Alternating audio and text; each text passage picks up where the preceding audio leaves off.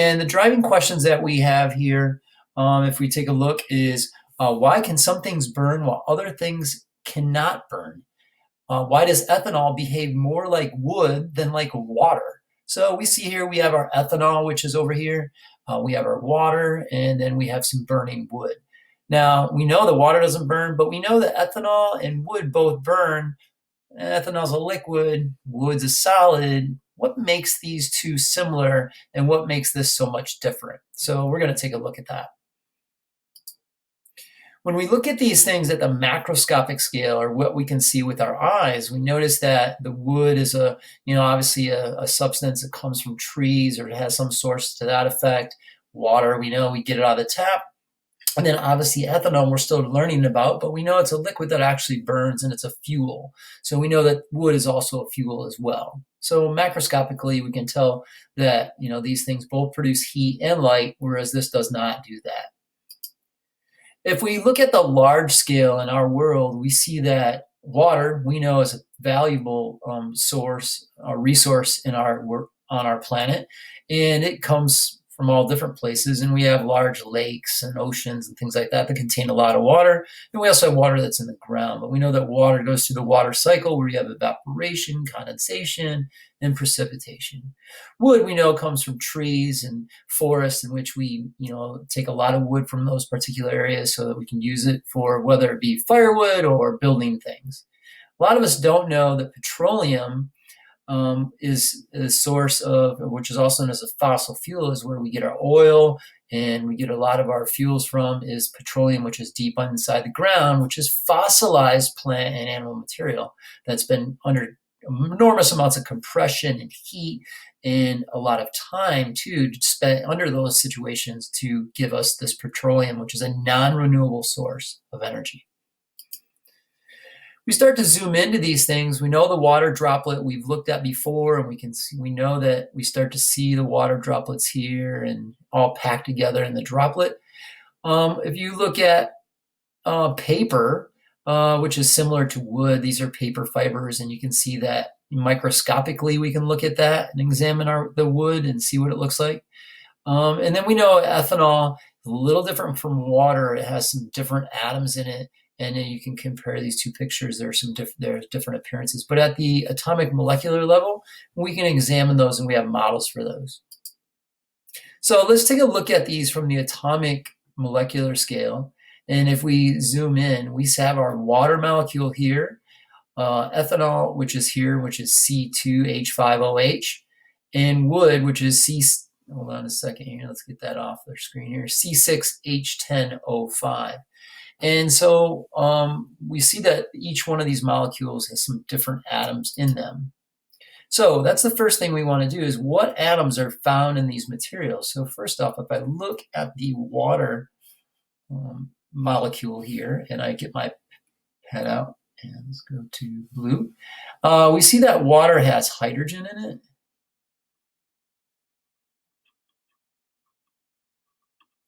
And it also has oxygen.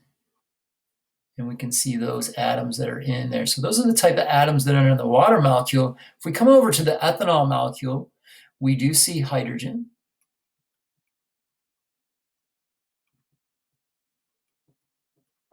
We also see oxygen. So similar to water, we have those two things. But we now see a new atom that's in here in the ethanol molecule. We see carbon, which a lot of us already knew that, and we're starting to examine that with some of our demonstrations and things. Down here in cellulose, you see that there's a lot more atoms to that. The molecule is very big and long. They use the subscript N to represent how many of these are clustered together. So each C6H10O5 molecule is right here, and you could have thousands of these strung together to form cellulose, which is a long chain carbon molecule. But again, you see that there's hydrogen in this molecule, just like our other ones. And you see oxygen. And then you also see the carbon in this as well. So as you can see here, different similarities. Ethanol and cellulose both have the same atoms in them, whereas water only has hydrogen and oxygen. key thing to keep in mind there. All right, let's proceed to him here. All right, let's go to the next slide. All right, so what bonds are found in these? And we want to clear our screen there. What bonds do we have in this situation here? We're going to look at those too in terms of the different bonds that are located in these particular atoms. So if I take a look and I get my pointer out again. All right, in the water molecule, we only have one type of bond, and that is an OH bond. Okay, and that one there. But if we come over here, we have some different types of bonds. We have 3 elements.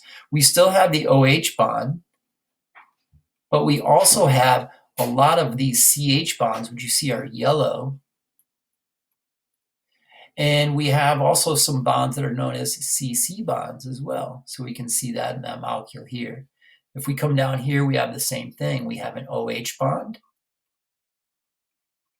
And we also have CH bonds, which are located here. And we also have CC bonds.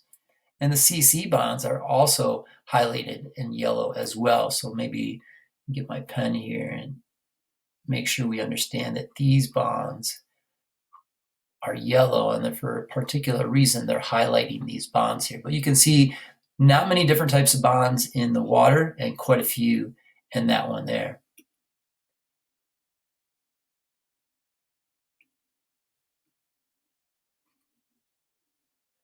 So what bonds are found in these materials? What we need to understand is that these bonds that are CC and CH bonds are high energy bonds.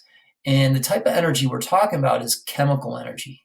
So this chemical energy is what enables these molecules to burn. So if a molecule has a CC or CH bond in it, it is highly capable of burning if you combine it with oxygen and you ignite it. And we know that both ethanol and cellulose burn. But if we come over here to the water molecule, we don't see any CC or CH bonds in them. So we know that that contains no chemical energy, whereas these over here both have chemical energy in them. Both of these molecules do.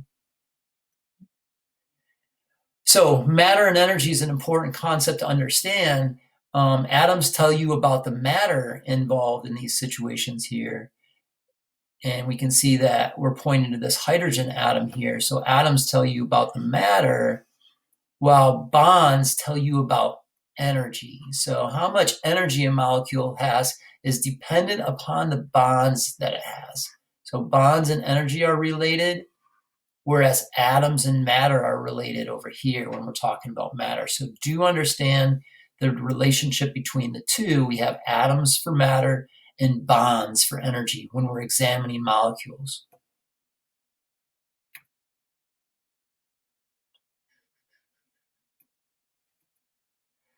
So materials that burn, as you can see here, we have a bunch of materials. They all have CC and CH bonds. We have wood, we have butane, we have propane, we have ethanol. All these materials are going to burn because they have the CC and CH bonds in them. Whereas if we come over here to this other side, we have materials like water and salt, sodium and chlorine, carbon dioxide, oxygen, nitrogen, both molecules found in air. None of these things will actually burn on their own. None of them have those high energy bonds that are over here on the other side.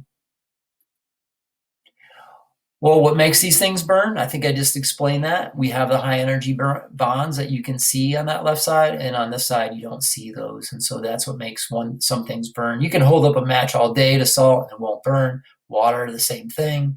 Some people might say, well, oxygen burns. Well, oxygen is what allows things to burn. It's not really going to burn on its own.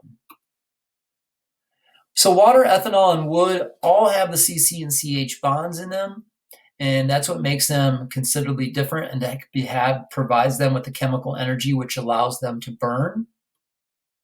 And that's what is the true definition of what something is that's organic. So in the organic world, when we're defining something that is organic, like this word is right here, it means it has to have CC and CH bonds in it.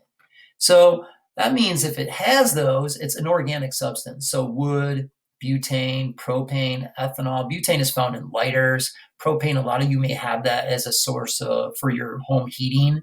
And then ethanol, we know, is in some of our fuels that we put in, even in the gas tank. In gasoline, there's a certain percentage of ethanol. We come over to the other side where we have inorganic things, okay?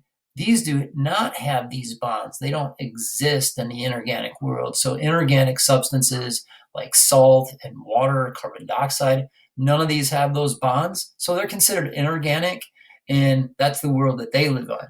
So organic things we know will burn, and we know have CC and CH bonds.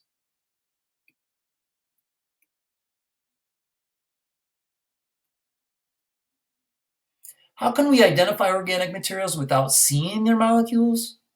Here are some facts. All living things are going to be organic. Plants, animals, decomposers, anything that out there that you see is living, that's an organic substance. We know that has CC and CH bonds in their materials that make up those animals.